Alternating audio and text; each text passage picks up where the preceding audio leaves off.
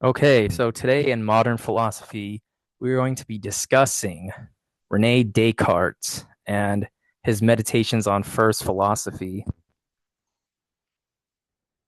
So, who was Rene Descartes?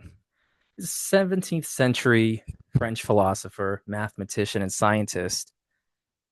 He is also the one that came up with the Cartesian coordinate system that we still use today in math and made contributions in areas of geometry, etc. He's known as the father of modern philosophy. Now, why is he known as the father of modern philosophy? Well, we have to understand Descartes' method and his reasoning for that and establishing this method of doubt and certainty. He's known as a rationalist. And as a rationalist, he believes that we can have knowledge of things for certain without the need to appeal to experience or the senses, that there are ideas, innate ideas, or ideas that are built into the mind that gives us grounds for making anything intelligible or understanding anything at all. And so for Descartes' philosophical goal, it was to establish a foundation for knowledge immune to doubt. So to establish a foundation for being certain. And when we talk about knowledge, we're talking about being certain of something. So Descartes, as a mathematician, is using his skills in methods and proofs, arguing through deduction and coming up with a conclusion that he exists. So let's look at the overview of the meditations. It was published in 1641. There are 6 meditations. Now, why is it called meditations? You think of meditating, you're thinking of someone sitting in a pose and closing their eyes and doing some deep breathing. Well, it's not the only type of meditation that there is. Well, Descartes was someone who spent his mornings in bed and found that he had some of his best ideas when he would be on his bed thinking. So, and Descartes, understanding of meditation, it was his thinking through these issues and coming up with solutions and finally finding a method that he could appeal to for certainty. So let's look at the central themes. Radical doubt. Radical doubt. Why we call it that? Because it's really going to an extreme of doubting everything that he knows, the nature of the self, the nature of the I am, me, the thinker, the existence of God, and the distinction between the mind and body. Let's start with meditation 1 on doubt. Purpose is to establish a method of radical doubt. Key ideas. Doubts all beliefs derived from the senses. The dream argument. Can we trust our experiences? How do we know we're not in a dream? The evil deceiver hypothesis. What if a powerful being is deceiving me? So let's look at Descartes' reasons for doubt. My senses sometimes deceive me.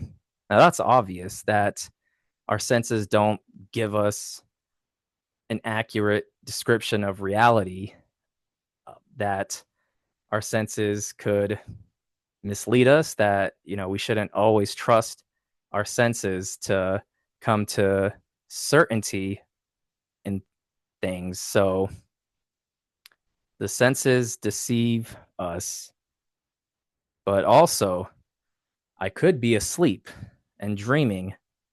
When you have a dream, at least when I have a dream, I feel that it's real, just as real as this. In a dream, though, it's, really different in terms of just the representations, where you are just placed into something. You don't know how you got there, and you're just there and you're in it. It doesn't really follow or line up. So we can really, tell when we're dreaming versus reality. But well, at least when you're dreaming, it feels real. Third, God could be deceiving me. So I could be convinced that, you know, God exists and that this is reality, but, God is good. And Descartes being, a Catholic and deeply religious person, God is good, and that there wouldn't be any logical or any good reason for God existing, and then God also planting in us a deceiver. So it comes up this idea of an evil genius who deceives, because God cannot deceive. So meditations too, the cogito. So he's continuing to doubt until he finds certainty or no certainty. So everything that he's ever believed, he's ready to doubt. How do I know this? Well, this, therefore, maybe. So he's doubting, he's thinking. But if you're doubting, right, who is it that's doubting? Is it the evil deceiver? Is it some being outside of me? So the act of doubting leads Descartes to conclude that he exists. And you go from the I think, therefore I am. So Descartes, in mentioning the I am, says, I am then, in a strict sense, only a thing that thinks, because he's, you know, getting rid of all of our previous notions of our bodily awareness, etc. But what he does it in this is that he's left with just the I, the thinker. But all right, can you go now? There we go.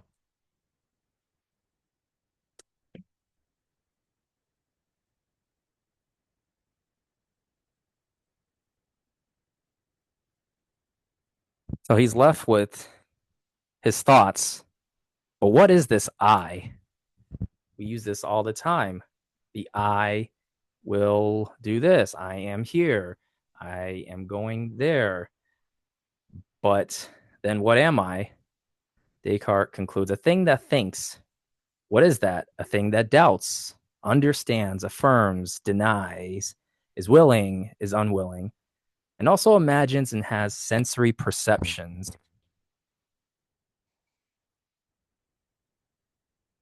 I think, therefore I am, Descartes conclude. So the very fact that I'm doubting confirms the existence of a thinking self. So how could I even entertain a thought if I myself am not having that thought? Now, there are some people that think Descartes, has it wrong, that, you know, maybe instead of saying I think, therefore I am, maybe it's thinking, therefore I am. But in reality, I think Descartes really establishing that we have experience, that our conscious experience is something that we can be certain that we are having, and that there's no good reason to deny that consciousness or experience, awareness, subjective experience is taking place.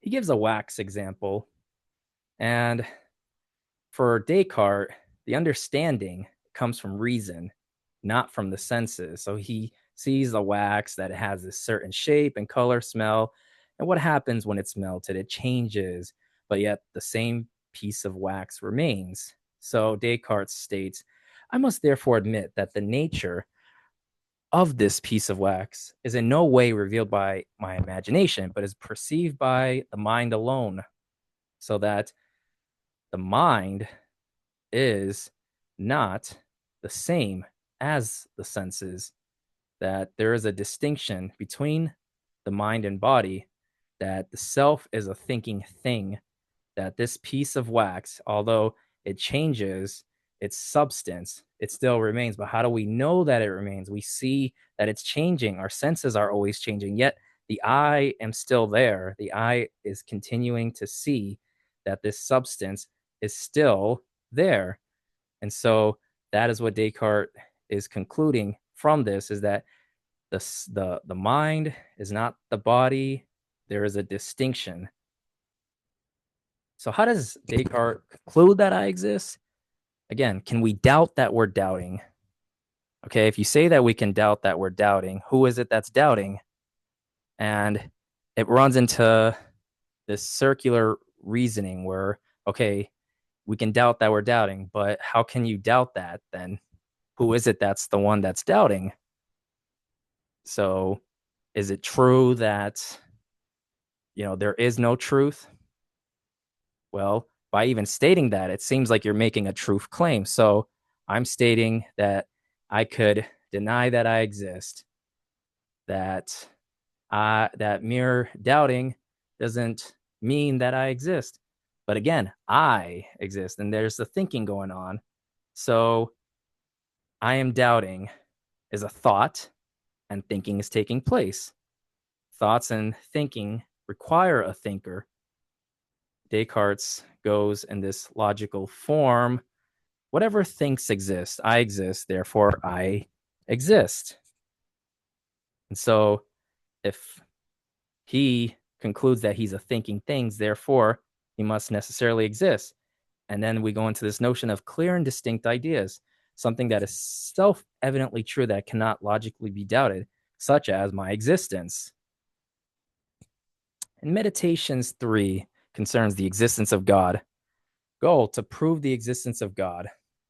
And so Descartes looks at an argument that the idea of a perfect being must come from a perfect cause, God.